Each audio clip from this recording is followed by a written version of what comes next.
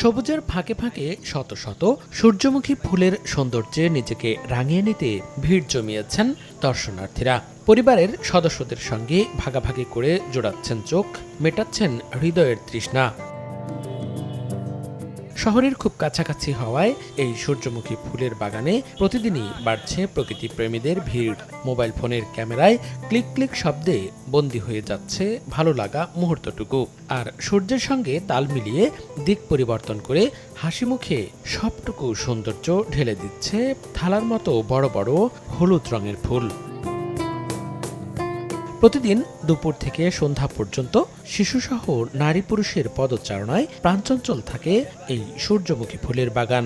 জেলার গণ্ডি পেরিয়ে আশপাশের জেলা থেকেও দলে দলে মানুষ আসছেন সূর্যমুখী ফুলের 14 বিঘার বিশাল বাগানটি এক নজর দেখতে। জনপ্রতি 50 টাকার বিনিময়ে বাগানে ঢুকতে দিয়ে বাড়তি আয় করছেন বাগান মালিকরা। আমি আসছি এখানে, আমার ফ্রেন্ড আসছে, ও ছবি ফটোগ্রাফার, তো ওকে নিয়ে আসছি কিছু ছবি ওঠানোর জন্য। অনেক ভালো লাগতেছে ছবি তুলতে, প্রাকৃতিক পরিবেশে অনেক সুন্দর। আমরা জামালপুর থেকে আসছি, আজকে রোববার অফিস থেকে ছুটি নিয়ে দেখলাম অনেকে ছবি তুলতেছে, ভিডিও বানাইতেছে, তাই আমি পাশাপাশি 2-1টা ছবি আর ভিডিও বানাইতেছি।